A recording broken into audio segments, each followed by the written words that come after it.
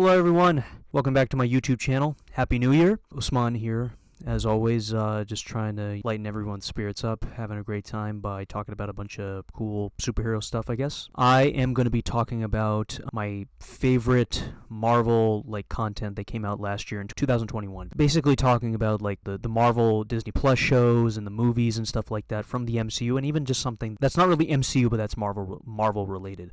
I will bring it up in the list. That's what I'm going to be bringing up, just talking about what was my favorite to least favorite, stuff like that, or my least favorite down to favorite. That's the list, the way I'm going to go down to. It's going to be really fun. As always, don't forget to like and subscribe, as well as leave a comment letting me know. Did you like last year's Marvel content, any form of content from the cinema or something like that stuck out to you? Let me know down below in the comments. Alright, so I'm going to start with number 10, Marvel Studios' What If. What If was a cartoon series which in the beginning I wasn't really into, watching, because I was just it's a cartoon, who cares, it's not really connected to the MCU, it's just, little fun little stories. But the more I thought about it, the watched it, I was like, you know what, this is good. The stories are interesting and little bits, and it's what if this happened, what if that happened. I kind of like those a little bit. I wasn't oh my gosh, each episode was the best. I think I had one episode that stood out to me the most. I think it was the zombies one. Otherwise everything else was kind of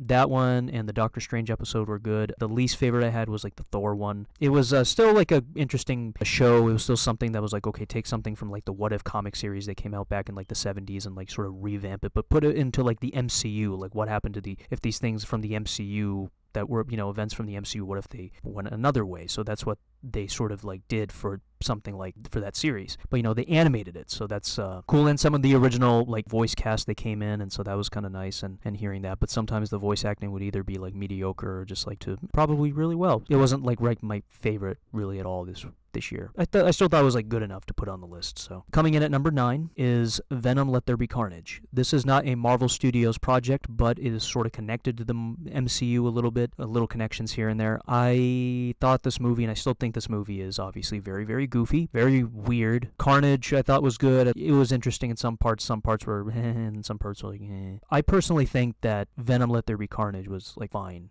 Sometimes even the humor between Venom and Eddie, some of the camaraderie, I guess the chemistry between those two was interesting. Not something that I was oh my gosh, this is the best. Their interactions are gold. But I thought it was probably the best part of that movie. Even Woody Harrelson giving some of his performance good. Some things about the side characters I guess were fine, but not something that I thought was phenomenal or great in any way. Movie didn't stick out to me as much as I wanted it to, but fight scenes, stuff like that, were pretty interesting for a movie like this. And just seeing the Venom and Carnage fight scene at the end of the movie was actually kind of cool. There was this weird little visual effects sort of part at the end of it where it was or not at the end of it, during describing Cletus Cassidy's origin. That was kind of an interesting take on that whole thing. That's what I would say about that movie specifically. But very, very goofy, so that's kind of why it sort of went down on my list a little bit. And yeah, and it's sort of MCU, I guess, because of the post-credit scene, tying it to No Way Home. So coming in at number 8 is Marvel Studios' Black Widow. Black Widow was a good film. Wasn't something that stood out to me as amazing, but I thought it was actually as entertaining as it could be. I like the groundedness of the movie. Scarlett Johansson, her performance was good in the film.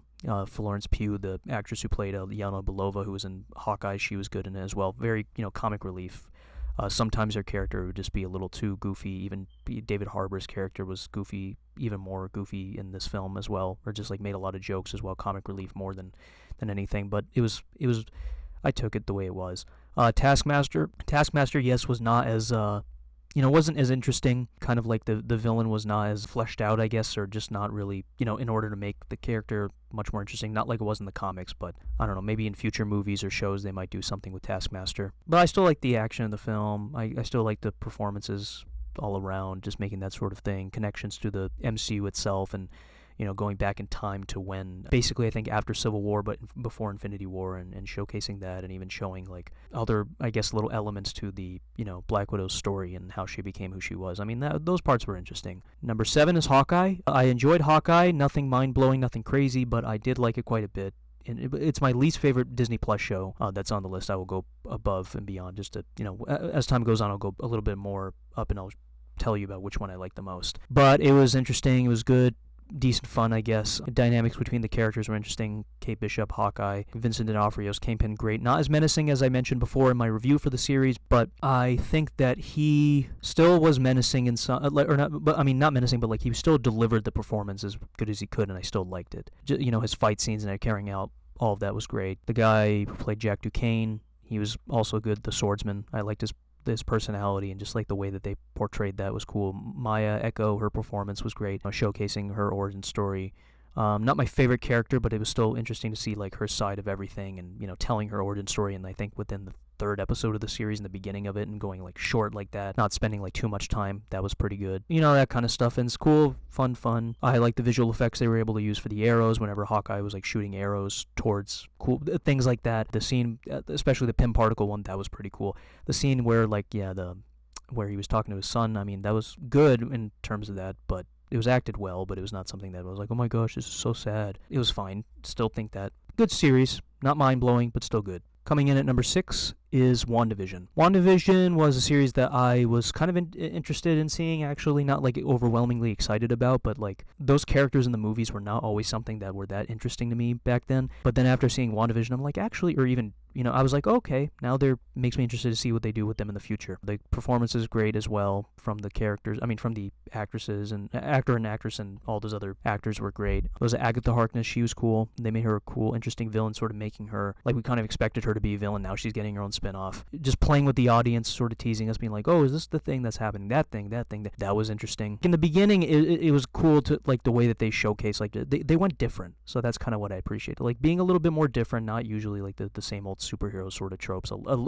Some of it, but they went different with it, which I kind of appreciated a little bit. It showcased more different elements of the characters, mainly, like, with Wanda and Vision. Showcasing more of Vision and, Paul Bettany's performance as well, like, giving him more sort of depth, even for, like, an android character. And it makes me interested to see what they do with Wanda's character in Multiverse of Madness, like, because of the way they fleshed her out. And the visual effects were cool too. WandaVision, liked it. Coming in at number 5 is Eternals. Eternals was something that I was a little bit excited-ish to see. Just sort of the cast and stuff like that was interesting, and then even bringing in, like, other cosmic types of elements to the MCU, nothing we never really saw as much. I mean, we did, but not as much at that big scale. I like the sci-fi elements of the whole thing, and characters interacting was cool. Celestials were pretty big. Like, just seeing the origins of the MCU was fascinating, and what they were able to do with that. Fight scenes were pretty cool. I still thought it was like any other sort of MCU film. I guess I could see where people were coming from with that, but like still, it wasn't as much, but I still kind of thought it was like any other MCU film, so it wasn't like a radical departure from that. Eternals was still good. Visual effects were pretty awesome. I still thought that Richard Madden's, like, his performance was weird, but then as it went on in the film, I was like, okay, his performance makes much more sense now, so that's why he's acting this way. Okay, number 4 is Marvel Studios' Loki. Loki is a series that I really enjoyed, actually. Tom Hiddleston, I love his performance as Loki, just playing this sort of, like, crazy trickster character. I really like that a lot. Owen Wilson coming in, and him and Loki interacting, both Mobius and Loki, I like their, like, just the back and forth between them, I think is, like, the best that the MCU has ever had. The visual effects are great. Seeing the other iterations of Loki and, like, the multiverse stuff was fun. Just everything regarding that was just so cool. And then even Kang, or even just like a version of Kang the Conqueror being in there, that was actually nice. Being, a variant of some sort, that was just like something I never really expected, and it makes me interested to see like a different version of him in Ant-Man and the Wasp: Quantumania. The music I mentioned, like the score that was playing, like the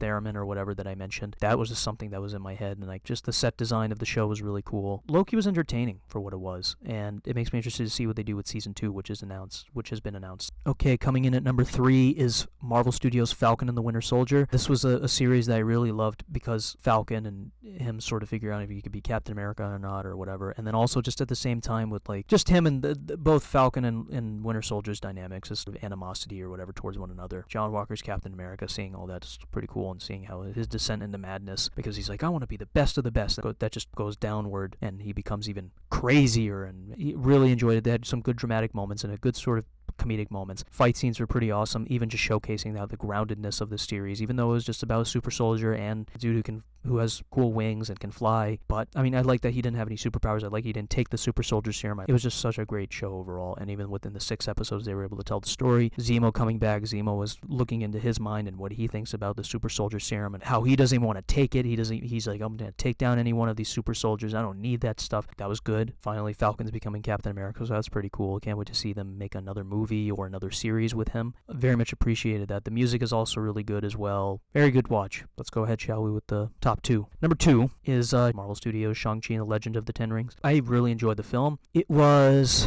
very cool with the visual effects side of it. The fighting in the film was phenomenal, like just the visual effects obviously showcasing the stuff between his father and him and what's going on between that and everything. And the main actor, Simu Liu, he gave a pretty good performance in the role and showcasing Abomination, even though Abomination didn't really have anything to do in the film as much. He was only in there for a small amount of time, but I still liked what they did with him, the small amount of screen time that he had. Flashbacks were not too bad. They weren't like too heavy-handed. They gave us like a good depiction of what made Shang-Chi, like what made him become this sort of character and how that sort of influenced his life. And the Mandarin, Tony Leung, I think the actor's name, he did great in the role. Had some good emotional beats in there. Made me understand the characters more. Awkwafina, she's whatever about in the film. Coming in at number 1.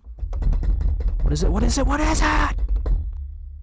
Is Marvel Studios' Spider-Man No Way Home. I've raved about this film. Phenomenal film. Has its problems. Fan service. But either way, I enjoyed this movie immensely. Toby, Andrew, they are great in the film. Seeing the interactions between those characters, great. Showing that Tom Holland Spider-Man, developing him more as a character. Never thought of him as Iron Boy Jr. or whatever. People say that a lot, and I get it in some aspects, but it just, again, didn't bother me to like a crazy extent. Just seeing like his problems and delving into the whole thing where it's like he wants to get into college and all this stuff. I mean, it is a little ridiculous, but whatever. You know, Electro, he doesn't know Spider-Man. He never knew him in the Amazing Spider-Man universe. I don't think he ever did, from when I saw the film. But whatever. Green Goblin in the film, great. The fight scenes with him were great, especially the first one where he's beating Peter up so badly. He kills Aunt May, and then it's like great power, great responsibility. That was a way to show that off. Score gets even better and better. It just ties back to the old original Spider-Man movies. Brought me back to like when I was younger and watching those films. Just, I loved it. So much meme material.